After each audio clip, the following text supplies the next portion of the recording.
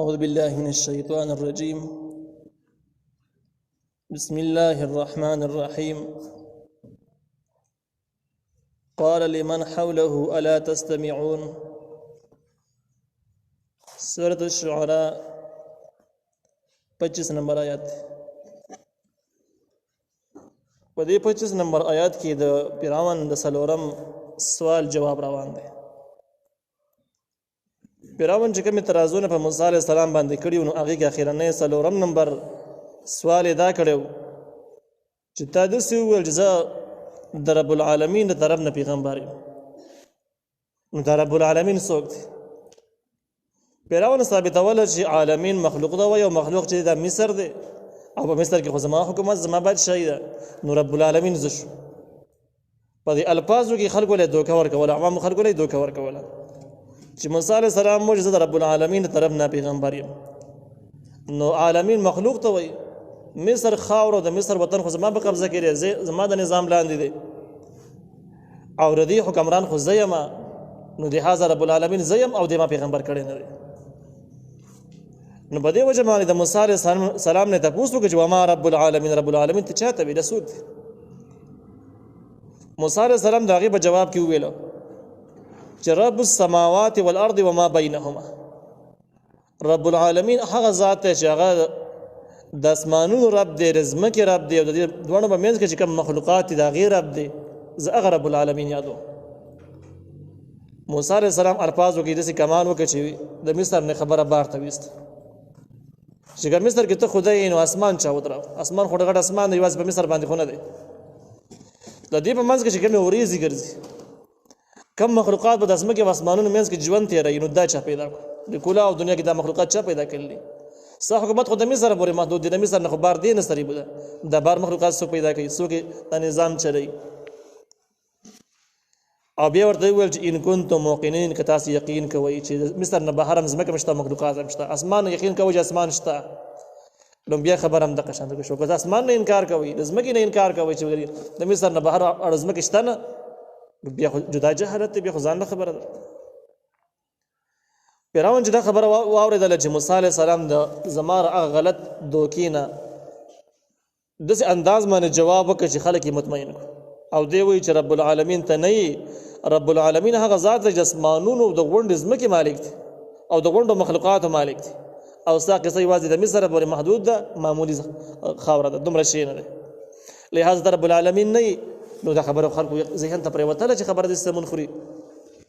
نو فرعون ډېر چالاکه سړی و. هغه وویل فرعون لمن هغه چاته حوله چې تېر چاپېره د فرعون نه و.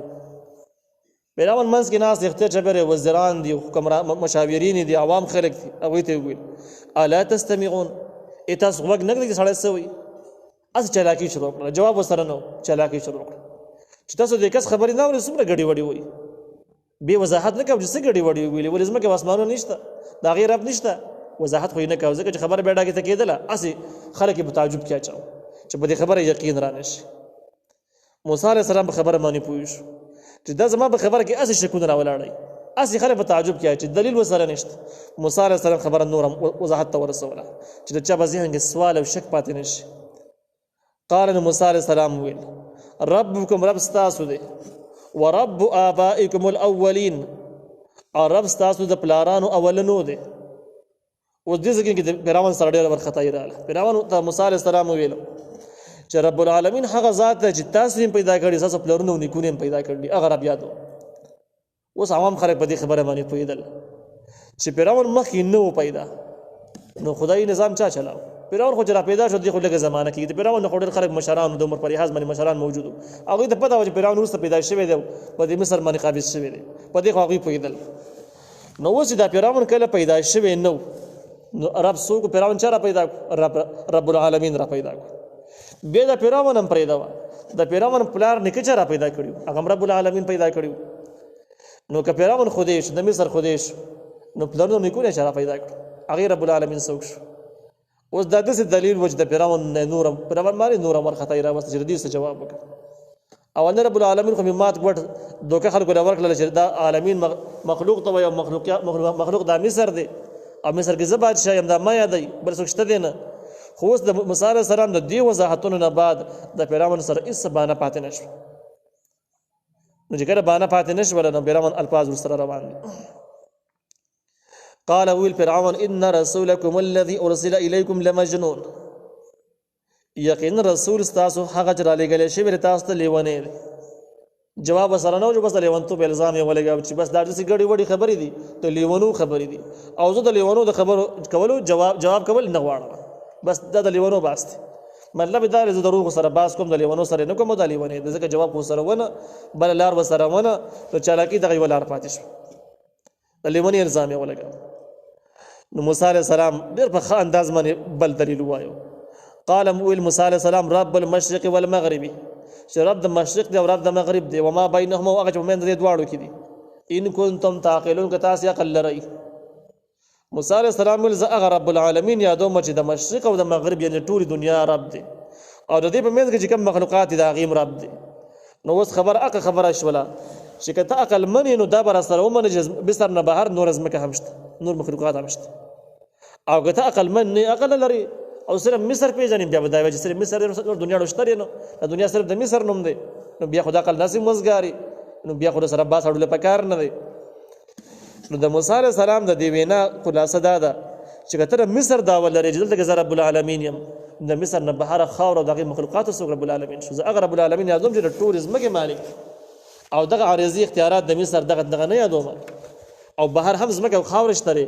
او فرعون ته څه جواب کوي چې دغه رب العالمین څوک دی؟ نو فرعون سره بیا بیخي حالات خراب شو او بیخي ورخطا جواب چې نه نو سړی بیا خامخا غوسه به ورتلی. نو فرعون غوسه شو او ویې ویل قال ویل فرعون لئن اتخذت الها غیري، که ته ونیو خدای بغیر زمانه لاجعلنک من المسجونین، زه به ګرځوم تا لره په جیلیانو کې، جیلي کوم نیسم به د جیل ته به دې اچوم. فرعون چې کله پته ورته ولګېدله چې اوس په دلایلو باندې خو سریبونه زما خبرې ممکن نه دي. د موسی علیه السلام دومره فصیح بلیغ انداز نه وروسته ما لره بل د سوالات جوابونه راپورته کول دا زما د وسې نه دي، او دې قوم له زه دوکه نوره نشم ورکولی. نو بس سخت وارننګ یې جاري کړو، بدماشۍ ته لاس واچه. موسی علیه السلام ته یې ویل چې جیل ته دې اچو، که دا خبرې نه پرېږدي او وایي چې رب العالمین فرعون نه دی بل څوک دی، نو بس جیل دې ځای دی. قال نو ورته وویل موسی علیه السلام اولو جئتک بشیء مبین، اگر چې زه راوړم تا ته بشیء مبین یو شی ښکاره یعنې د ښکاره دلیل ته راوړم، نو بیا به مې جیل ته اچي، بیا به دغه خبره بدماشي به کوي. موسی علیه السلام ورته وویل چې ګوره که ته ما ته لیونی وې که هر نوم چې وي، ما سره په دې خبره باندې دلایل موجود دي چې زه د الله تعالی پیغمبر یم، ما سره ثبوتونه شته دي، معجزات ته اشاره وه، زه معجزې به دې لاره کې پیش کولی شم. قال نو فرعون ورته وویل فأت به، هغه راوړه معجزات راوړه، ان كنت من الصادقین، که ته د رښتونو نه یې. داسې ښکاره بیا دې ځای کې داسې نشي ویلی چې معجزې دله نه منمه او جاړو پیش یې نه کړي، ځکه چې بیا به خلک ښکاره پوهېده چې فرعون بدماش دی او په هغه خبرو باندې خاورې اړوي. نو د قوم د غولولو دوکه کولو دپاره یې خو ځان حق پرست ثابتوو، نو په دې وجه باندې وویل چې بس که تا سره ثبوت وي نو ثبوت خو راوړه. نو فرعون په دې باندې پوهېده چې پیغمبر دی، او فرعون په دې پوهېده چې زه خدای نه یم، خدای بل دی، لیکن قوم له دوکه ورکول دا خو هم یو طریقه وه. نو دغه غوښتل چې قوم له دوکه ورکړي او دغه خپله ناجایزه قصه پرې نافظ کړي، نو په دې قوم منځ کې ځان حق پرست ثابت کړو. موسی علیه السلام ته وایي چې فأت به، راوړه هغه دلیل ان كنت من الصادقین، که د رښتونو نه یې، نو بس خبر هغه دلیل پیش